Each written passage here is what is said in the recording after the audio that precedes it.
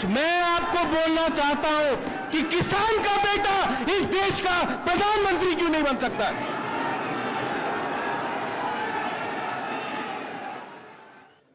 धन्यवाद। सबसे पहले मैं अपने भाई का जयंत चौधरी जी को धन्यवाद कहना चाहता हूं। उन्होंने एक छोटे से राज्य से एक छोटी सी पार्टी को यहां में निमंत्रण करके अपना बड़ा दिल दिखाया है। I think Jayant, thank you very much. आपने ये जो सम्मान दिया है ये उसी विचारधारा से है कि आप जितने भी पिछड़े वर्ग से हो, कितनी भी छोटी जगह से हो, कितनी भी छोटे राज्य से हो, तभी भी आपका दर्जा सबके लिए एक ही है। और वही चौधरी जी का एक सपना था और एक सोच था, और आज आपने मुझे यहाँ में निमंत्रण करके आप सबके सामने मुझे एक अवसर दिया है, एक मौका दिया है कुछ कहने के लिए अपने राज्य के बारे, अपने क्षेत्र के बारे, नॉर्थ ईस्ट के बारे। मैं इसको आपका बड़प्पन समझता हूँ। Once again, thank you very much for having invited me here. सबसे पहले मुझे एक बात की शांति है कि जेना जी ने मुझसे पहले बात किया, उसके बाद हमारे तृणमूल कांग्रेस के सांसद ने बात किया, तो मतलब है कि मेरी हिंदी भी इतनी अच्छी नहीं है। मैं कोशिश करूंगा, लेकिन कहीं कहीं में अगर हिंदी में कुछ चूक आ जाए तो आप अपने भाई को माफ कर दीजिए। मेरी हिंदी इतनी अच्छी नहीं है, आपके जैसी तो अच्छी नहीं है, लेकिन मैं कोशिश करूंगा, क्योंकि देश में संवाद होना चाहिए, कम्युनिकेशन होना चाहिए। और मुझे लगता है कि अगर आप हमारे बारे भी थोड़ा जानेंगे, क्योंकि हम आपके बारे बहुत जानते हैं, हम चौधरी जी के बारे बहुत अच्छे तरीके से जानते हैं। शायद बहुत लोगों को ये बात का जानकारी भी नहीं होगा कि मेरे पिताजी मेंबर ऑफ पार्लियामेंट थे जब चौधरी जी देश के प्राइम मिनिस्टर थे 1979 में। तो एक बहुत लंबा सा एक रिलेशनशिप रहा है। और आज चौधरी जी का ये जो डेथ एनिवर्सरी है, लेकिन एक बात मैं याद करना चाहूँगा, और हमारे बीच में आज चौधरी अजीत सिंह जी नहीं है, लेकिन ये मेरी खुशनसीबी है कि उनके देहांत से पहले मेरी मुलाकात जयंत जी के संग उनके घर में हुई थी। और उस समय मैं कांग्रेस का अध्यक्ष था और मैं कांग्रेस पार्टी छोड़ रहा था। तो मैंने, हमारा उम्र भी कम है, तो मैंने कुछ कहा कि हम नहीं डरते हैं। तो उन्होंने एक दो चीज जो मुझे कहा था उस समय, और आज मैंने उन बातों में अमल किया। और आज मेरी एक छोटी सी पार्टी है जिसने अपने पहले इलेक्शन में जीत हासिल करके हम आज त्रिपुरा ट्राइबल ऑटोनमस काउंसिल में पावर में है 2 महीने के अंदर। तो उस समय उन्होंने, आप लोग ने मुझे महाराजा कह के जिक्र किया है, कोई महाराजा हूं नहीं मैं। हिंदुस्तान में कोई महाराजा नहीं है। एक महाराजा था, वो एयर इंडिया था, वो भी बिक गया है। हिंदुस्तान में कोई राजा नहीं है, महाराजा नहीं है। मैं भी एक ट्राइबल हूं, मैं नॉर्थ ईस्ट से आता हूं। हां, ये अलग बात है कि मेरे पिता या मेरे दादी और मेरे पूर्वजों ने एक समय त्रिपुरा में उनका राज था। आज मैं हिंदुस्तान का हूं और मैं यहां हिंदुस्तान की बात करने के लिए आया हूं, कोई परिवार के बारे बात करने के लिए नहीं आया हूं।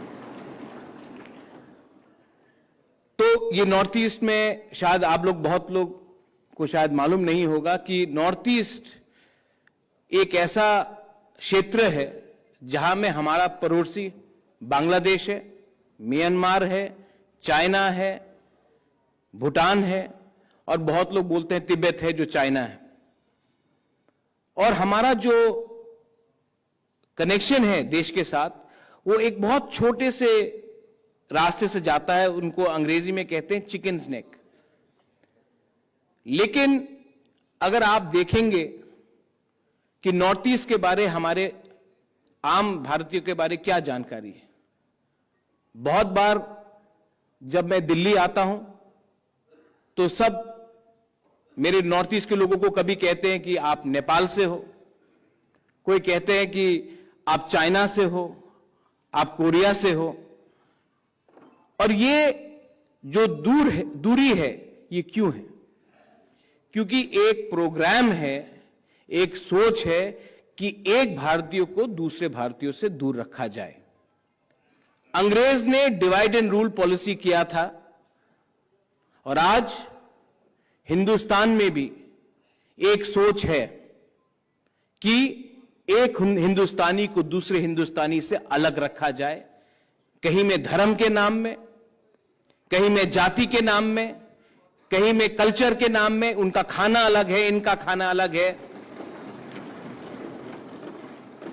लेकिन मैं आपको एक बात बोलना चाहता हूं, हम लोग डरते नहीं हैं किसी से। और मैंने जयंत भाई से एक चीज देखा है, किसान आंदोलन में एक चीज देखा है कि आप लोग भी डरते नहीं हैं किसी से।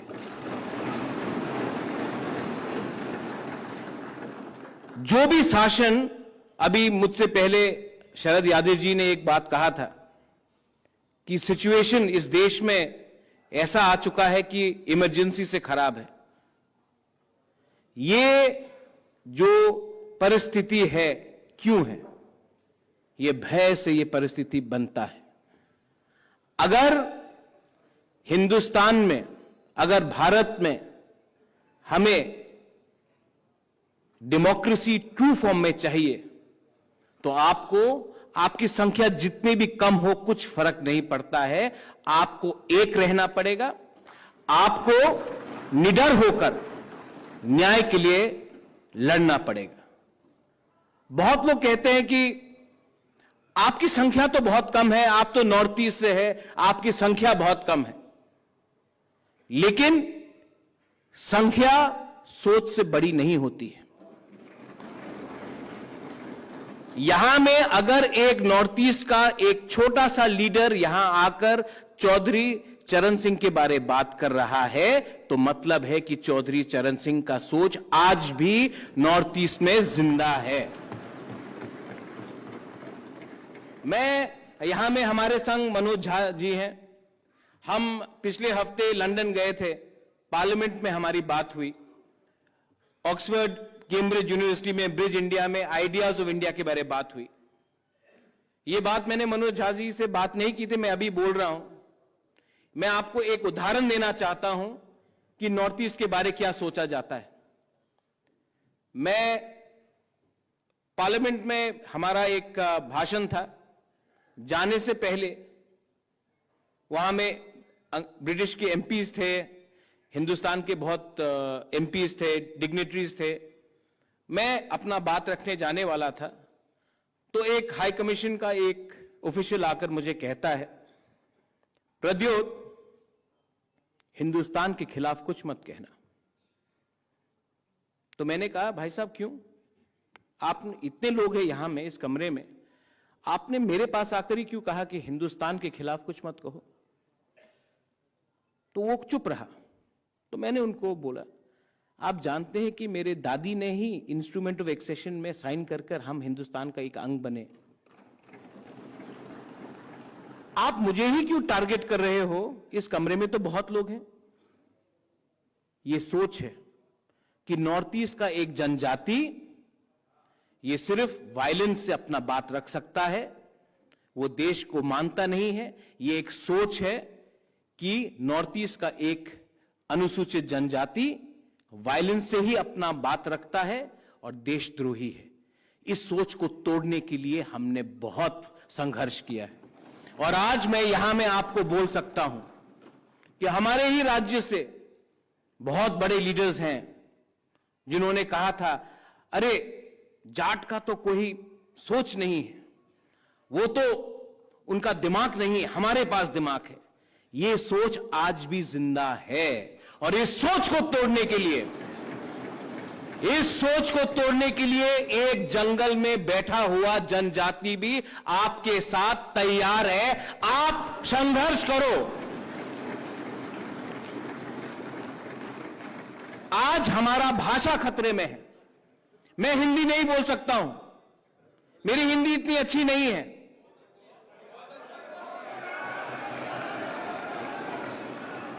लेकिन मैं हिंदी से आपसे संवाद कर रहा हूं, लेकिन मेरा भी एक भाषा है कोकबोरोक, जो टिबेटो बर्मीज है। आज हमें कहा जाता है कि आप उस भाषा में बात मत करो, हमारा पकवान अलग है। तो कहा जाता है नहीं, अगर आपने ये नहीं कहा, ये नहीं खाया, तो आप हमारे देश के नहीं हो सकते हो। हमारा जो वस्त्र है, रिग्नाई, ट्राइबल लोग हम लोग पहनते हैं, बोलते नहीं, जब तक आप ये नहीं वस्त्र पहनोगे तो आप देश के नहीं हो। ये कैसा देश है? ये देश सिर्फ एक भाषा के आधार में, एक खाने के आधार में या एक वस्त्र के आधार में नहीं बना था। आज नॉर्थ ईस्ट के बारे कोई बात नहीं करता है। दिल्ली में खान मार्केट में क्या हुआ है उसके बारे सब बात करते हैं। आज गांव के बारे कोई बात नहीं करता है। मुझे लगता था कि नॉर्थ ईस्ट दूर है, आज यहां आकर सुनने में मुझे लगता है कि हरियाणा, उत्तर प्रदेश का गांव, पंजाब का गांव, राजस्थान का गांव भी दिल्ली से दूर हो चुका है। मैं यहां से वापस नॉर्थ ईस्ट जाऊंगा और मैं ये बोलूंगा कि हम तो छोटे हैं, लेकिन छोटे असल में वो है जो आज सत्ते में है, क्योंकि उनका दिल, उनका सोच छोटा है। चौधरी चरण सिंह जी का सोच, his ideas is even more stronger today when I see Mr. Jena ji talking from Orissa, when I see someone talking from Bengal, when I see Yogendra Yadav ji, जब मैं आप सबको देखता हूं तो मुझे एक बात से मुझे मोटिवेशन, प्रोत्साहन मिलता है कि प्रद्योत वापस त्रिपुरा जाओ और वापस लड़ो, क्योंकि आप अकेले नहीं हो। और मैं आपको बोलना चाहता हूं, ये जो आपका संघर्ष है, ये जो आपका सोच है, आप कायम रखिए। इस जंग में अगर मैं अपने आप को राजा समझूंगा तो मैं हारूंगा। अगर मैं आपके संग इस जंग में मैंने आपको अकेला छोड़ा तो मैं हारूंगा, क्योंकि अकेले बांटकर ये जीतते हैं। इसके लिए मैं आपको बोलना चाहता हूं, मेरा भाई है यहां में, इस भाई के लिए मैं त्रिपुरा से यहां आया हूं और इस भाई को मैं एक दिन देखना चाहता हूं जहां में चौधरी चरण सिंह जी थे।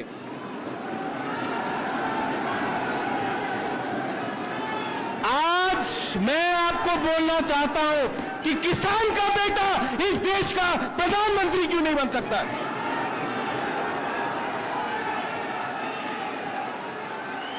एक उड़ीसा से एक व्यक्ति इस देश का प्रधानमंत्री क्यों नहीं बन सकता है?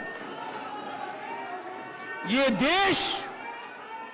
देश को अगर आपको बचाना है, जयंत चौधरी, मुझे सुनाई नहीं दे पड़ा भाई।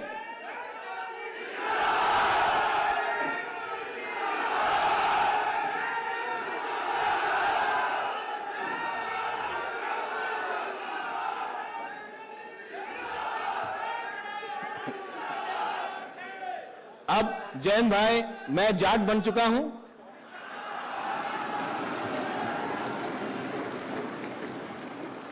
आप सबको भी मैं ट्राइबल बनाकर छोड़ूंगा। इतना ही बात रख के मैं आप सबको कहना चाहता हूं कि मैं आपका आभारी हूं। आपने मुझे यहां में एक मौका दिया और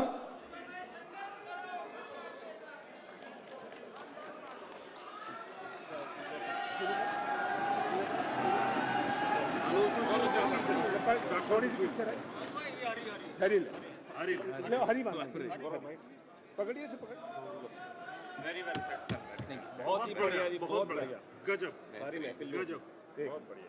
सोच रहे थे बाद में मिलेंगे, लेकिन take your number and will come to visit you.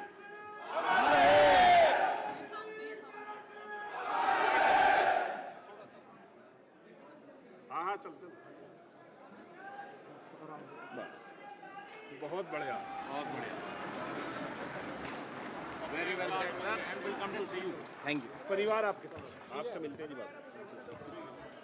भाई साहब, मैं यही बोलकर अपना बात आज यहां में समाप्त करता हूं। मैं आया था यहां में नॉर्थ ईस्ट से एक जनजाति लीडर बनके मैं वापस एक जाट बनके जा रहा हूं, किसान बनके जा रहा हूं। एक ही विनती है, मेरे भाई को आप ऐसा दर्जा दीजिए, क्योंकि इनका ये ईमानदार इंसान है, आज तक इनके अंदर अहंकार नहीं है और इनके अंदर, किसी ने कहा कूल है, मैं कहता हूं बहुत कूल हैं आप। और जितने शांत हैं आप, उतने अंदर उनका अंदर एक सोच भी है और एक ड्राइव भी है कि ये अपने पार्टी को, अपने देश को, अपने भाई को, अपने बहन को आगे ले जाएगा। बेलाइनो हमबाय, धन्यवाद। Once again, thank you very much.